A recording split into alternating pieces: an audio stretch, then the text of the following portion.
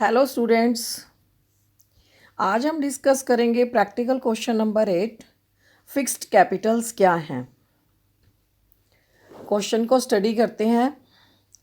Y and Z are partners with capital of 25,000 and 15,000 respectively on 1 April 2013। First line में क्या mention किया गया है कि वाई और जेड दो पार्टनर हैं जिनकी कैपिटल 25,000 एंड 15,000 है। कोई भी दो लोग जब काम को शुरू करेंगे तो बिना पैसे के काम शुरू नहीं हो सकता। हर क्वेश्चन में अकाउंट का कोई भी क्वेश्चन है आपका तो वो किससे स्टार्ट होगा, कैपिटल से स्टार्ट होगा। आपने बस ये ध्यान रखना है कि वो 1 अप्रैल है या 31 मार्च है। अगर 1 अप्रैल है that means opening capital, and अगर 31 मार्च है that is closing capital. Closing capital के ऊपर इंटरेस्ट ऑन कैपिटल नहीं कैलकुलेट हो सकता, तो हम सबसे पहले क्या आएंगे, कैपिटल इन द बिगनिंग के ऊपर आएंगे। यहाँ क्वेश्चन में ऑलरेडी 1 अप्रैल दे रखा है कि 1 अप्रैल को वाई और जेड दो पार्टनर थे जिनकी capital 25,000 and 15,000 respectively. Next line में क्या कहा है उसने, each partner is entitled to 9% per annum interest on capital.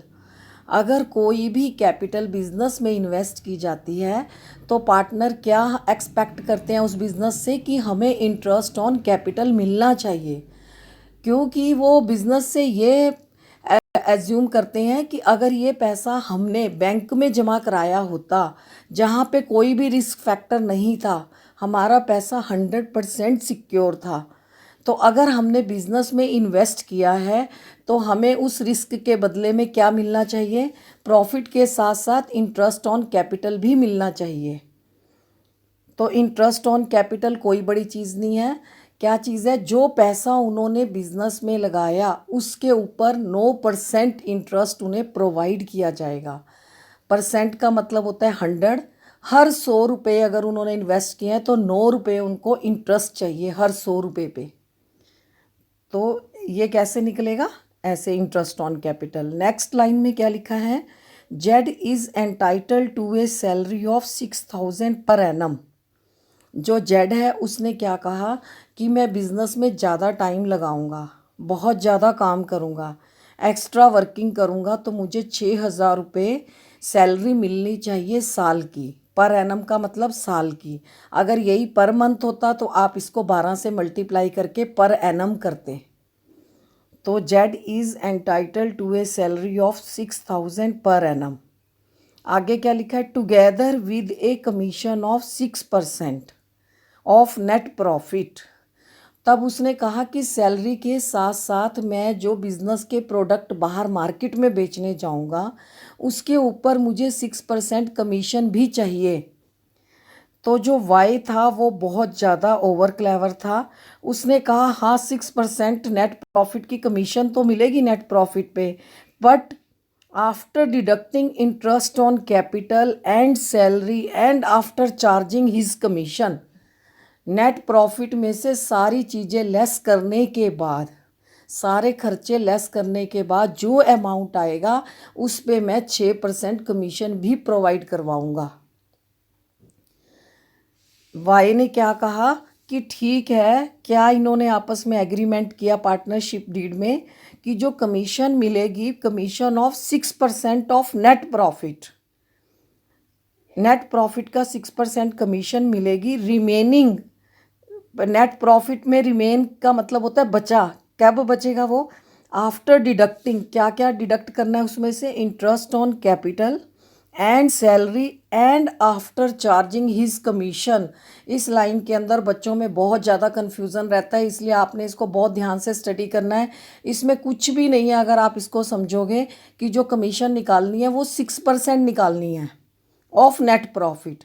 और नेट प्रॉफिट कौन सा लेना है आपने, after deducting interest on capital, interest on capital उसमें से लेस करना है, सैलरी लेस करनी है, and after charging his commission, और उसकी कमीशन को चार्ज करने के बाद जो नेट प्रॉफिट आएगा दैट इज़ उस पर 6% लेना है। तो जब आफ्टर चार्जिंग आ गया, ये दो कॉन्सेप्ट हैं, बिफोर चार्जिंग और आफ्टर चार्जिंग।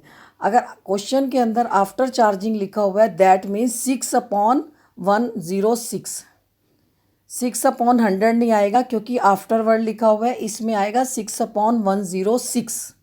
100 प्लस 6% और कमीशन लगाते हैं हम जब आफ्टर चार्जिंग लिखा होता है। तो आगे कैसे करेंगे इसको, अब इस ये लाइन अच्छे से क्लियर होगी कि जेड जो कह रहा है वो क्या कह रहा है, salary 6,000 per annum plus commission 6% of net profit. Y ने भी अपना दिमाग लगाया क्योंकि जब ये सारे खर्चे लेस हो जाएंगे तो प्रॉफिट बहुत थोड़ा बचेगा। सपोज़ हमारा प्रॉफिट है 50,000, उसमें से हमने इंटरेस्ट ऑन कैपिटल 20,000 लेस कर दिया, सैलरी 6,000 लेस कर दी, कमीशन 5,000 लेस कर दी, तो प्रॉफिट कितना बचा, सिर्फ 29,000 या 30,000 बचा। उस पर जो कमीशन दी जाएगी वो कम होगी इंस्टेड ऑफ जो 50,000 पहले था नेट प्रॉफिट। तो आपने ये ध्यान रखना है, इसमें कोई बहुत बड़ी चीज़ नहीं दी हुई, जो क्वेश्चन लिखा हुआ है उसी के अकॉर्डिंगली चलना है। बच्चे बहुत परेशान होते हैं इस लाइन से। मैं फिर एक बार बता रही हूँ कि Z is entitle to a salary of 6,000 per annum together with a commission of 6% of net profit. Profit कौन सा लेना है, नेट प्रॉफिट रिमेनिंग, जो बचेगा, रिमेनिंग मैंने बचेगा किससे, after deducting interest on capital and salary and after charging his commission. The profit for the year 31st March before making any of the above mentioned adjustment 30,800। जो 31 मार्च का profit था वो बिना किसी एडजस्टमेंट के, ये तीनों चीज़ें उसमें से एडजस्ट नहीं की हुई, तो कितना था 30,800। आपने क्या प्रिपेयर करना है, prepare partners capital account when capital are fixed. Second, when capitals are fluctuating. जब कैपिटल फिक्स होती हैं दैट मीन्स उनका बैलेंस जो है चेंज नहीं होता पूरा साल, सिर्फ दो ही कंडीशन में चेंज होगा, अगर उसने एडिशनल कैपिटल को इंट्रोड्यूस किया है या फिर कोई पैसा विड्रॉल किया है, अपनी कैपिटल को परमानेंट रिड्यूस किया है। किसी किसी क्वेश्चन में आपको 2 पॉइंट भी मिल सकते हैं, विड्रॉल करना पैसा और ड्राइंग्स, ये दोनों अलग अलग चीज़ें हैं। अगर पार्टनर्स ड्राइंग करते हैं दैट मीन्स कि वो पैसा वापस लाएंगे बिजनेस में, और अगर विड्रॉल किया है कैपिटल का तो वो परमानेंट रिडक्शन ऑफ कैपिटल है। और दूसरा पॉइंट है when capitals are fluctuating. Fluctuating का मतलब हम एक ही कैपिटल अकाउंट खोलते हैं, उसी में सारी एडजस्टमेंट दिखाते हैं, किस किस चीज़ की, इंटरेस्ट ऑन कैपिटल, ये प्रॉफिट की होगी, और ये सैलरी, कमीशन, ये सब खर्चे एक ही अकाउंट्स में से दिखाते हैं। जैसे कि अब आगे डिस्कस करते हैं हम नेक्स्ट पेज पे। इस क्वेश्चन के क्या क्या इंपॉर्टेंट पॉइंट मैंने आपको बताए। Y and Z capitals 25,000 and 15,000, दो पार्टनर्स दे रखे हैं, दोनों की कैपिटल दे रखी है, और दोनों पार्टनर ने क्या डिमांड किया है कि हमें 9% पर एनम इंटरेस्ट चाहिए कैपिटल पे। और जेड ने क्या डिमांड रखी है, क्या प्रोविज़न बनाया है अपने लिए, Z is entitled A salary of 6,000 per annum together with a commission of 6% of net profit, कि मुझे 6,000 रुपये सैलरी के साथ साथ 6% कमीशन भी चाहिए ऑफ नेट प्रॉफिट। तो वाई ने उसको क्या बताया, वो नेट प्रॉफिट लेना है जिसमें से आपने, पहले मैं लेस करूँगा इंटरेस्ट ऑन कैपिटल, सैलरी भी लेस करूँगा और जेड की कमीशन भी लेस करूँगा कमीशन की कैलकुलेशन के लिए। जैसे कि नेट प्रॉफिट में से क्या लेस किया, interest on capital minus salary. अब हम आते हैं कैलकुलेशन कैसे करनी है जेड की कमीशन की। क्वेश्चन के अंदर हमें प्रॉफिट दे रखा है 30,800, उसमें से हमने क्या किया, इंटरेस्ट ऑन कैपिटल को लेस किया, 3,600 माइनस 66,000 क्या चीज़ है ये, जो उसको सैलरी मिल रही थी पर एनम की, वो भी आपने लेस की, तो हमारा प्रॉफिट आ गया 21,200। क्योंकि क्वेश्चन में आपने पहले क्या डिस्कस किया कि उसको 6,000 की सैलरी चाहिए और इंटरेस्ट ऑन कैपिटल 3,600, ये सब लेस करने के बाद हमारा प्रॉफिट आ गया 21,200। अब कमीशन कैसे कैलकुलेट करेंगे, commission is equal to 21,200 multiplied by 6, क्योंकि जो ये प्रॉफिट बचा है उसका 6%, नहीं तो हम करते 6/100, लेकिन अब क्या लिखा है, आफ्टर चार्जिंग सच कमीशन, तो अब हम इसको करेंगे 6/106 इज इक्वल टू 1200। कमीशन उसकी आ गई 1200। In this question, that is commission of 6% of net profit after charging his commission। एक पॉइंट को आपको बार बार समझाया जा रहा है कि जेड की कमीशन कैसे कैलकुलेट होगी after charging such commission, word आ गया है। तो इसको क्या करेंगे, 6/100 ना करके 106 करेंगे, 6/106। और नेट प्रॉफिट में क्या करेंगे, सारी एडजस्टमेंट करेंगे। Net profit minus interest on capital minus salary, जो आपका नेट प्रॉफिट आया उस पे आप कमीशन कैलकुलेट करोगे 6/106। तो ये जेड की कमीशन आएगी 1200। अब जेड की सैलरी जो है वो 6000 पर एनम है। कमीशन हमने कैलकुलेट करी 1200 रुपीज़। इंटरेस्ट ऑन कैपिटल आप अच्छे से जानते हैं कैसे कैलकुलेट किया जाता है। ये आया 2250 1350। अब हम चलते हैं सॉल्यूशन की तरफ कि क्वेश्चन को कैसे सिस्टमेटिकली करना है। सबसे पहले आपने बनाया profit and loss appropriation account for the year ended 31 March. Credit side में आपने वो प्रॉफिट लिखा by profit and loss account जो बुक में दे रखा है, जो क्वेश्चन में मैंने आपको लिख के दिया है 30,800। इसमें आपने कोई बड़ा काम नहीं कर दिया, सिर्फ प्रॉफिट को as it is credit side पे लिख दिया। प्रॉफिट क्या चीज़ है, हमारी इनकम है, इसलिए हमने इसको क्रेडिट साइड लिख दिया। डेबिट साइड में फर्म के लिए जो जो खर्चे हैं वो लिखे जाएंगे, जैसे to interest on capital, Y को हमने दिया 2250, जेड को दिया 1350। 3600 जो है वो फर्म ने इंटरेस्ट ऑन कैपिटल जो है वो पे करा है वाई और जेड को। जेड को सैलरी दी हमने 6000 और कमीशन उसको हमने पे किया है 1200। जो 30,800 में से ये तीनों खर्चे लेस करने के बाद अमाउंट आया है उसको हम एज ए प्रॉफिट डिस्ट्रीब्यूट करेंगे वाई और जेड। ये क्या है, इक्वल रेशो 10,000 10,000 30, ये हो गया 30,800। जब दोनों साइड को आप टैली करोगे तो सेम आंसर आ गया 30,800। प्रॉफिट एंड लॉस एप्रोप्रिएशन में किसी को कोई डाउट हो, कोई डाउट वाली चीज़ नहीं है। सबसे पहले क्वेश्चन के अंदर जो भी प्रॉफिट दिया हुआ है उसको आपने लिखना है क्रेडिट साइड, डेबिट साइड में आपने खर्चे लिखने हैं। प्रॉफिट एंड लॉस अकाउंट किस टाइप का है, ये नॉमिनल अकाउंट है। डेबिट ऑल एक्सपेंसेस, सारे खर्चों को डेबिट साइड, क्रेडिट साइड में आपने प्रॉफिट लिखा।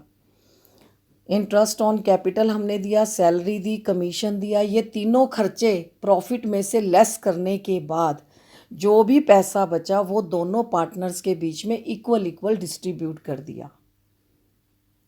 अब दोबारा आप देखो जेड की जो कमीशन है वो कैसे कैलकुलेट की।